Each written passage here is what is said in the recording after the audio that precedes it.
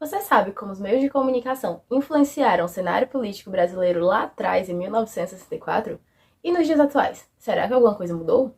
Fique neste vídeo, que iremos te explicar um pouco sobre como os meios de comunicação influenciam a vida política do Brasil. E ainda vamos contar como a imprensa perdeu parte desse domínio, principalmente com o crescimento das redes sociais, especialmente durante as eleições de 2018. Ficou curioso e quer saber mais? Então vem com a gente.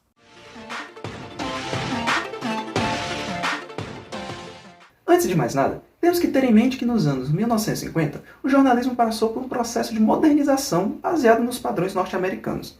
Segundo o pesquisador e professor universitário da Universidade Federal Fluminense, Afonso de Albuquerque, foi nesse período em que foram implementadas novas técnicas de redação, novas políticas editoriais e novos projetos gráficos, o que levou o jornalismo do Brasil a separar-se da literatura e firmar-se como um campo autônomo e legítimo. Já na década de 1960, o Brasil passava por um momento muito delicado em sua política nacional, tendo em vista que, em 1961, Jânio Quadros decidiu renunciar ao cargo de presidente da República, o que levou João Goulart a assumir o posto. O que o novo presidente não esperava é que, em 1964, ele sofreria um golpe, que o tiraria do poder e levaria os militares a assumir o comando do país. Mas antes do golpe militar acontecer de fato, os jornais e revistas da época já eram favoráveis a uma mudança radical no poder político brasileiro. Os militares e grandes empresários da época receberam o apoio dos Estados Unidos e de parte da população brasileira, que, por meio de manifestações como a Marcha da Família com Deus pela Liberdade, mostraram-se favoráveis à saída do então presidente João Goulart. Enquanto isso, os meios de comunicação da época provaram ser agentes participativos na mudança do cenário político. No livro Nem Tudo Era Censura, do historiador brasileiro João Teófilo, é exposta a ligação entre parte dos meios de comunicação e o golpe militar de 1964, a partir de um estudo que analisa especialmente os jornais cearenses Correio da Semana e O Povo. Com suas notícias e editoriais, alguns dos jornais e revistas da época foram fundamentais para formar a opinião da população, que endossou a ideia e protestou nas ruas, facilitando a entrada dos militares no poder. Segundo a professora e pesquisadora Ana Paula Ribeiro, no artigo Imprensa e História no Rio de Janeiro dos anos 1950, foi durante a ditadura militar que os jornais passaram por um projeto de modernização conservadora. E foi nessa década que grandes conglomerados midiáticos começaram a se consolidar no Brasil. Jornais como a Folha de São Paulo e o Globo se aproximaram dos militares, constituindo uma relação empresarial que o ajudaram a esses jornais a crescerem financeiramente. Enquanto outros jornais eram censurados e fechados pelo poder vigente, esses dois mantiveram uma boa relação com o governo, até que a Folha, em meados de 1974, promoveu mudanças, como a contratação de jornalistas mais combativos e ampliou suas páginas com debates e opiniões. Segundo a historiadora brasileira Sônia Maria de Menezes Silva, em 1974, tal veículo abriu espaço para opiniões e debates, assumindo uma posição mais crítica em relação ao governo militar, o que levou inclusive a afastamentos e prisões de jornalistas do veículo. Depois do fim da ditadura militar, a primeira eleição direta para presidente contou com a participação da população brasileira. Nesse momento, alguns jornais e revistas da época foram fundamentais para a construção da imagem de Fernando Collor de Mello e, posteriormente, na destruição de sua imagem. No caso do ex-presidente Collor, apesar de ter iniciado a sua campanha eleitoral passando a imagem de um presidente jovem e comprometido com seus princípios, deixou o poder antes mesmo de concluir o seu mandato. Em meio a uma corrida pela exclusividade, a grande imprensa passou a veicular diversas notícias de escândalo envolvendo o presidente, até que o impeachment o atingisse. O caso Collor é considerado um momento de evolução e amadurecimento político por parte da imprensa brasileira. E em 1995, com a ascensão de Fernando Henrique Cardoso ao posto de presidente, a mídia participou de maneira efetiva na consolidação de seu candidato favorito.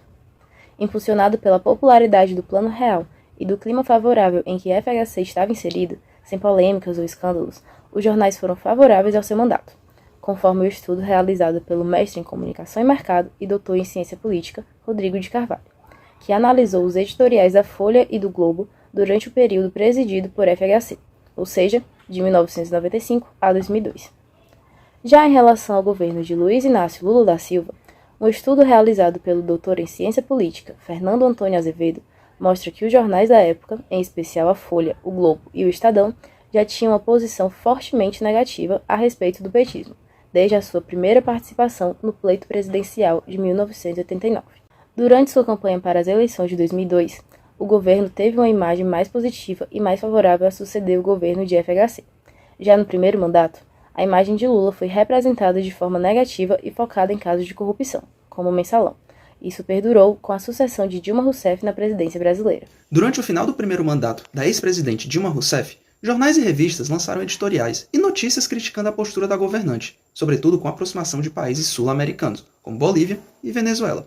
Mas foi só após a série de escândalos da Lava Jato que manifestações pedindo a saída de Dilma da presidência ocorreram no país.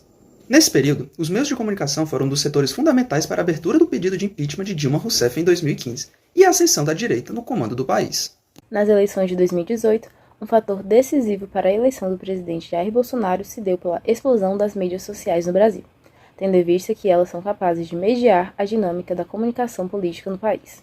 Um estudo feito pelo Instituto Reuters, de 2022, demonstrou que as mídias sociais são o principal meio de obtenção de notícias pelos brasileiros, deixando para trás os meios de comunicação tradicionais, como o jornal impresso e a televisão. E uma das vantagens das mídias sociais é exatamente o seu alcance e poder de compartilhamento.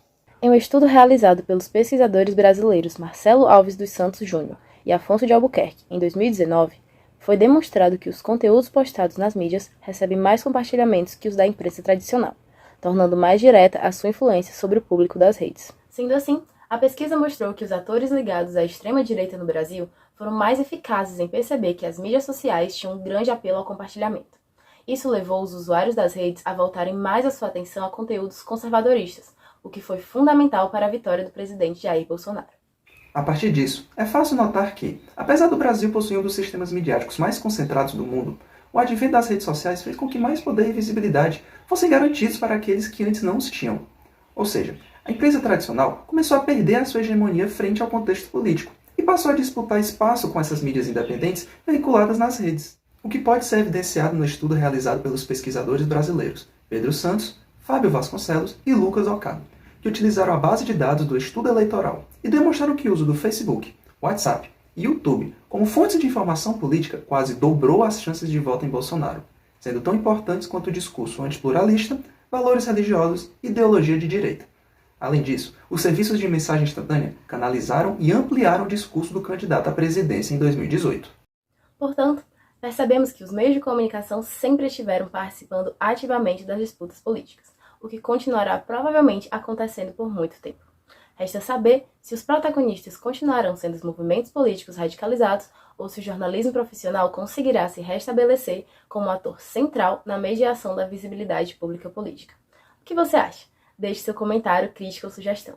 Você acabou de assistir ao vídeo Como os meios de comunicação interferem no cenário político brasileiro, uma produção de Heitor Linhares e Ellen Queiroz, para a disciplina de Teorias do Jornalismo 1 do Instituto de Cultura e Arte da Universidade Federal do Ceará, sob a orientação do professor Diógenes Licarião e Tatiane Nascimento.